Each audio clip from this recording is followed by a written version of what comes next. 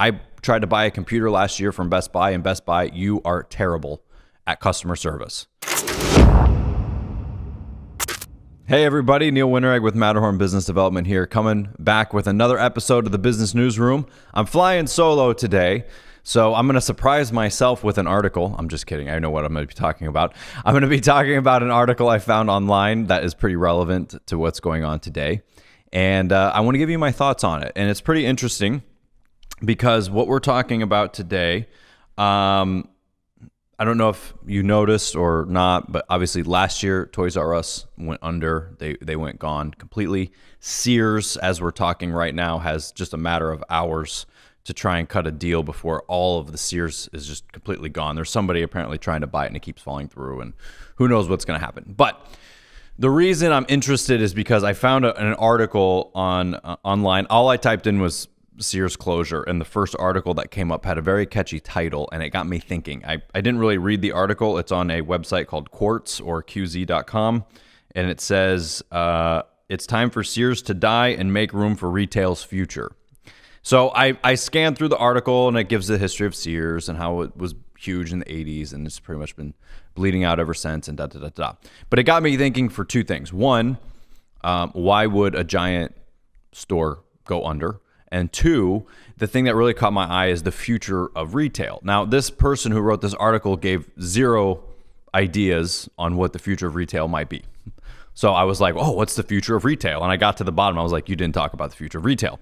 So it got me thinking this morning about that. So I wanted to talk about that. But first, I want to give my take, and I honestly could probably do an hour-long video in the future on the decline of retail. But I want to give you an overview of what I think the decline of retail might be, or why we have such a steep decline in retail. And this article in Quartz says something like a quarter of the U.S. malls are going to be closed in the next 4 years.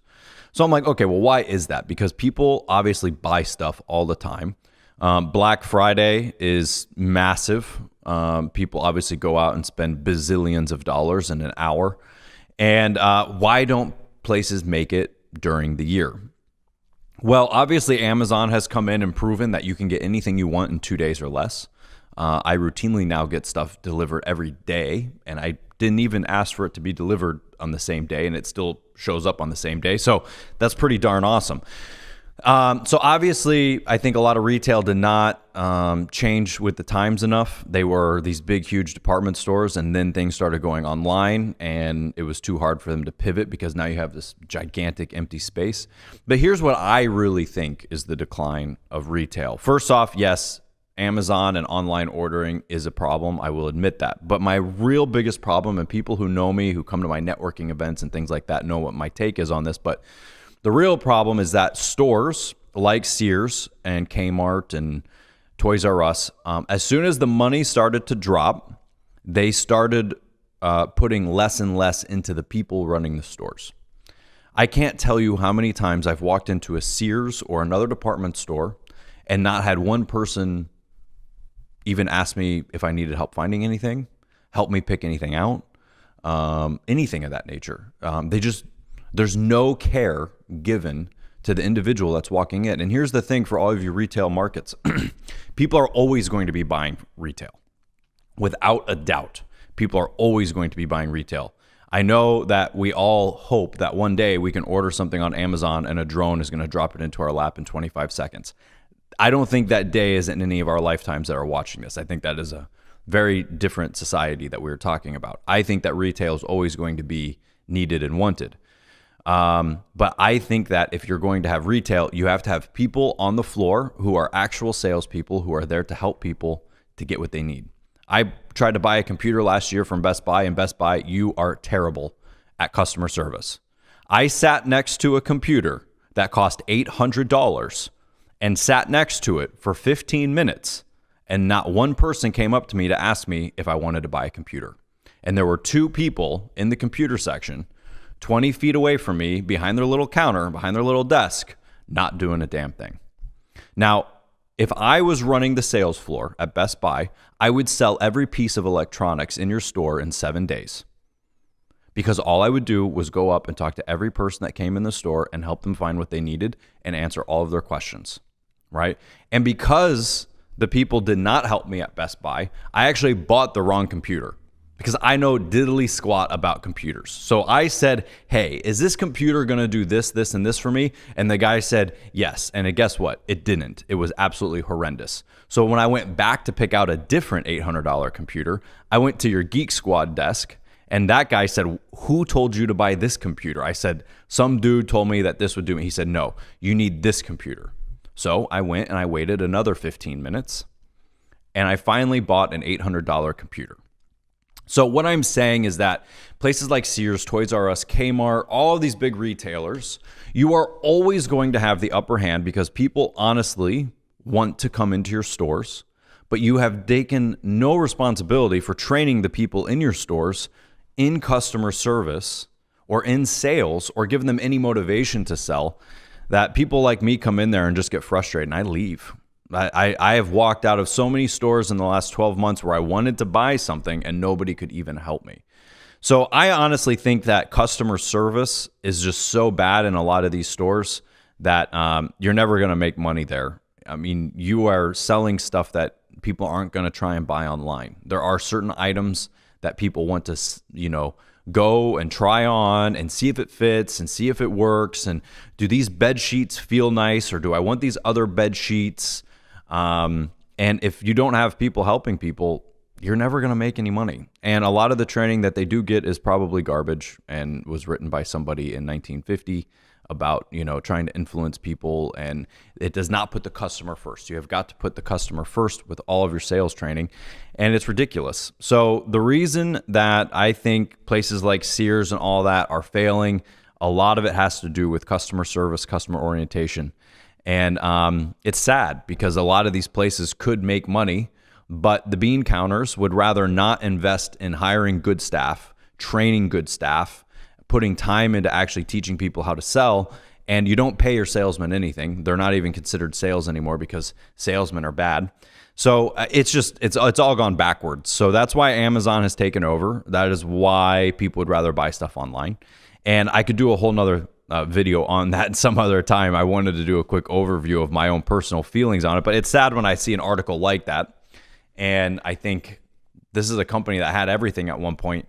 Where did it go wrong? And I think that once the downtrend started for retail, all these companies started to economize instead of spending on good sales and good sales staff. And that has just economized them into bankruptcy. So that's my own take on that. Now, going back to this article here on Quartz, it says Sears needs to die and make room for retail's future. So it got me kind of thinking about, okay, let's say we have 200 malls, 300 or 400 malls in the United States that closed down. Well, you're going to have several hundred Sears locations that are now, 100, 200,000 square feet of empty space. What do you do with that? I know the Sears right down the street from where we are here in Clearwater, that one's gone. And it's just empty. And I thought, well, what would be fun or what would be different about retail? And I think the retail sort of format needs to change. I think that small market is really where the future lies. I think people love buying locally sourced products, locally made products, local produce. In Clearwater, we used to have a local market here on Cleveland Street, and it would just be packed once a month when all these local vendors would get together and set up their tents and tables and sell things. And I think it would be really cool if a mall somewhere did that inside with retail and actually made it affordable for small makers to actually be there to fill up the space. Because right now, the Sears here in Clearwater has been empty for some time. That building is going to be empty for, 3-4 years before somebody moves into there. There's a Whole Foods next to it already, so there's not another grocery store going to go in. We already know that big retail is gone, so I honestly don't know if that store is ever going to get filled. So what would you fill it with? I love markets, and I love having a place that I can go and get millions of different items. So why doesn't a mall decide to do that inside 24/7 with rotating vendors who can come in, and the mall gets paid based off of a percentage of sales? Instead of charging mom and pop stands, thousands of dollars for a piece of real estate that they may or may not sell any keychains at. They may or may not sell any of their locally sourced produce at. Okay, do it on a percentage basis, 5%, 10%, whatever it is. If you could get several hundred retailers into an area that would bring people like me in, I guarantee you I'm going to spend more money in that little market than in the rest of the mall, because I think that that would be really unique and a lot of fun. But you got to make it real for people like the small mom and pop places to make it, and they can't afford $2,000, $3,000, $4,000 a month for rent or whatever it might be. I think a percentage of sales would be awesome, and I think that that would be something that would be unique and different. So I'd love to hear your thoughts on what you think the future of retail is, because we're gonna have massive open spaces, maybe indoor go-karts. Okay, that's it right there, indoor go-karts. Every mall in America needs an indoor go-kart track that is 2 floors and goes all through where Sears used to be.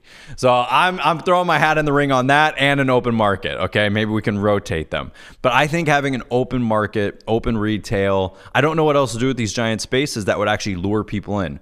But I think going small is the right move. And if you can pack a bunch of retailers into these places that rotate, so it's not like the same people every day, but they give a little bit of rotation, I think that that would be really fun. But leave your comments below. I'd love to hear some of your other ideas. This was just sort of the first thing I thought of, an open market and go-karts. I thought of the open market about 2 minutes before we started filming, and I thought of go-karts here. So I haven't put a lot of thought into it. I'd love to hear your thoughts and tell me what you think about the decline of retail down below. Anyway, that's my thoughts here today on the Business Newsroom. It was a little bit different. It was just me. I kind of rambled. I hope you enjoyed it. Please leave your comments below. Give me a like. And if you have any questions, I would love to answer them in the next video. If you need any help with your business, or you want to know more about what we do, just go to our website, click on it, get in touch with us, and let's talk. Have a great day.